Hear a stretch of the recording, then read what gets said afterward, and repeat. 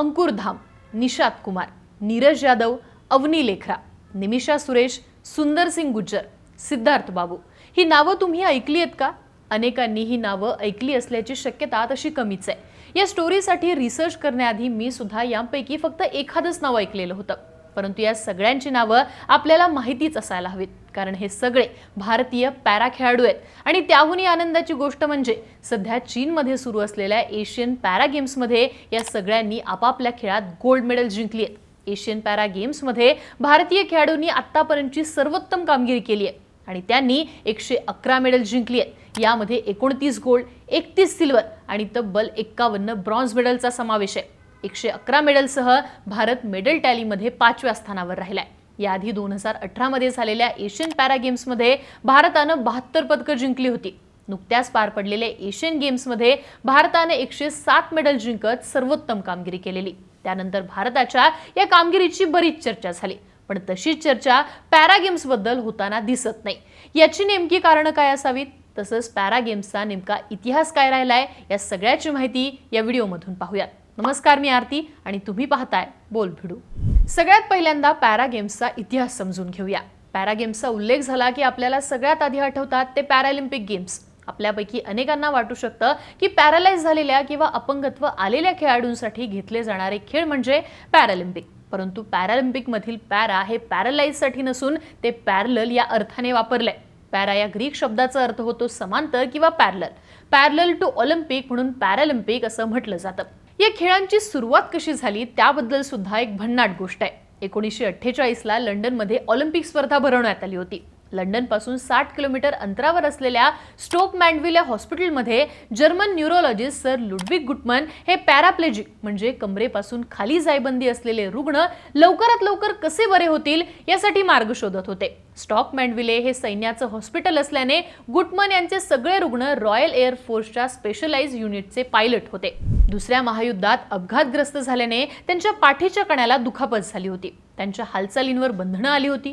Wheelchair शिवाय त्यांना हालचाल करणं शक्यच नव्हतं। उपचाराचा भाग म्हणून लंडनमध्ये ऑलिम्पिक खेळ सुरू असताना आपल्या रुग्णांसाठी गुटमन यांनी हॉस्पिटलमध्येच क्रीडा स्पर्धा आयोजित केली।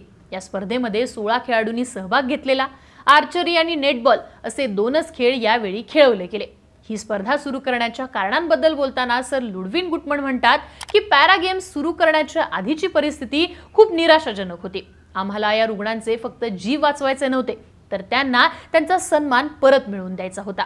त्यांच्या जीवनामध्ये आनंदी राहता येईल आणि समाजात आदराने वागता येईल अशी स्थिती निर्माण करायची होती। पण अशा पद्धतीने 1948 ला एका हॉस्पिटलच्या लॉनमध्ये सुरू झालेली ही स्पर्धा पॅरालिम्पिक स्पर्धेपर्यंत कशी पोहोचली, तर 1952 मध्ये पहिल्यांदा आंतरराष्ट्रीय स्टोक मॅन्डविल गेम्स आयोजित करण्यात आली। यावेळी नेदरलँड्स आणि ब्रिटिश संघ या स्पर्धेमध्ये सहभागी झाले होते।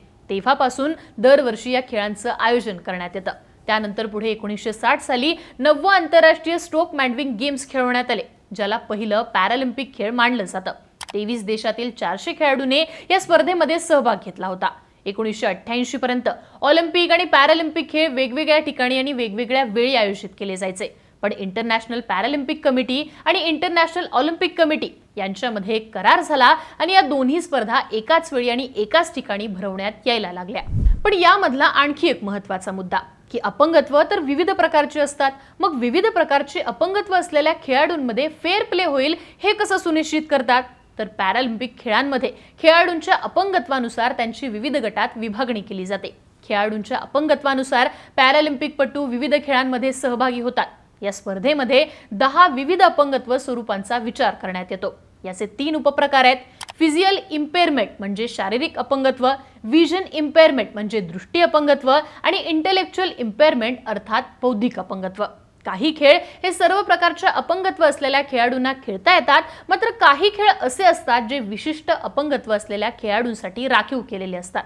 प्रत्येक प्रकारात खेळाडूंच्या शारीरिक अपंगत्वाची पाहणी केली जाते। सर्व खेळाडूंना जिंकण्याची समान संधी असावी या दृष्टीने काही नियम सुद्धा सुनिश्चित करण्यात आलेत। आता येणारा महत्त्वाचा प्रश्न म्हणजे भारताची पॅरालिम्पिक स्पर्धांमध्ये कामगिरी कशी राहिली आहे। 1960 मध्ये पॅरालिम्पिक खेळांच्या प्रारंभापासून म्हणजे सुरुवातीपासून त्याच्या 11 स्पर्धा भरवण्यात आलेल्या आहेत, ज्यामध्ये भारताने आतापर्यंत 31 मेडल जिंकली आहेत। यामध्ये 9 गोल्ड, 12 सिल्वर आणि 10 ब्रॉन्झ मेडलचा समावेश आहे। यांपैकी निम्म्याहून अधिक मेडल्स टोकियो 2020 मध्ये जिंकलेली आहेत. जर्मनीतील हेडलबर्ग इथे 1972 साली पार पडलेल्या स्पर्धेमध्ये मुरलीकांत पेटकर यांनी पहिल्यांदा जलतरण पुरुष 50 मीटर फ्रीस्टाईल 3 या प्रकारात गोल्ड मेडल कमावलं होतं. 1965च्या भारत-पाक युद्धात त्यांना 9 गोळ्या लागल्या होत्या, त्यामुळे त्यांना अपंगत्व आलं होतं. जोगिंदर सिंग बेदी हे भारतातील सर्वोत्तम पॅरा खेळाडूंपैकी एक आहेत. त्यांनी एकाच पॅरालिम्पिक स्पर्धेत 3 वेगवेगळ्या खेळ प्रकारात 3 मेडल जिंकलेली आहेत. स्टॉक मॅन्डविले आणि न्यूयॉर्क इथे 1984 साली झालेल्या पॅरालिम्पिकमध्ये बेदी यांनी पुरुषांच्या शॉटपुट L6 प्रकारात सिल्वर मेडल, पुरुष भालाफेक L6 प्रकारात ब्रॉन्झ मेडल तर पुरुषांचा डिस्कस थ्री L6 प्रकारात देखील ब्रॉन्झ मेडल जिंकलं होतं. 1984 नंतर पदक जिंकण्यासाठी भारतीय पॅरा खेळाडूंना 2004 साल उजडावं लागलं. देवेंद्र झाझरिया यांनी पुरुष भालाफेक F44 प्रकारात अथेन्स 2004 आणि रिओ 2016च्या पॅरालिम्पिकमध्ये 2 वेळा गोल्ड मेडल तर टोकियो पॅरालिम्पिकमध्ये पुरुषांच्या भालाफेक F46 प्रकारात सिल्वर मेडलसह 3रं पॅरालिम्पिक पदक जिंकलं. दीपा मलिक या पॅरालिम्पिक पदक जिंकणाऱ्या पहिल्या भारतीय महिला खेळाडू ठरल्या. त्यांनी 2016 रिओ गेम्समध्ये शॉटपुट F53 स्पर्धेत सिल्वर मेडल जिंकलेलं. 11 पॅरालिम्पिक स्पर्धांमध्ये फक्त 31 मेडल्स यावरूनच आपण पॅरालिम्पिक खेळांबाबत किती उदासीन आहोत हे दिसून येतं. त्याच प्रमाणात सध्या सुरू असलेल्या एशियन गेम्समधील भारताची कामगिरी ही तशी समाधानकारकच म्हणावी लागते. एशियन गेम्समध्ये चांगली कामगिरी केली तर अनेक खेळाडूंना 2024च्या पॅरालिम्पिक स्पर्धेत पात्रता मिळू शकेल. देशभरात आता स्पोर्ट्स कल्चर वाढत असताना पॅरा खेळाडूंकडे सुद्धा दुर्लक्ष करून चालणार नाहीये हे नक्की आहे. कारण पॅरा खेळाडूंसाठी खेळ हा फक्त खेळण्यासाठी नसून त्यांना त्यांचा सन्मान परत मिळवून देण्यासाठी, आनंदी जीवन जगण्यासाठी आणि समाजात आदराने वागता येईल यासाठीचा संघर्ष आहे. आणि तो सन्मान आपण त्यांना परत मिळवून दिला तरच लुडविन गुटमन यांनी ज्या उद्देशाने पॅरालिम्पिक खेळ सुरू केले होते तो उद्देश पूर्ण होईल. तुम्हाला या स्पर्धांबाबत आणि भारताच्या कामगिरीबाबत नेमकं काय वाटतं? तुमच्या प्रतिक्रिया कमेंट बॉक्समध्ये लिहून नक्की कळवा आणि यांसारख्या माहितीपूर्ण व्हिडिओजसाठी बोलबिडूच्या YouTube चॅनलला सबस्क्राईब करायला विसरू नका.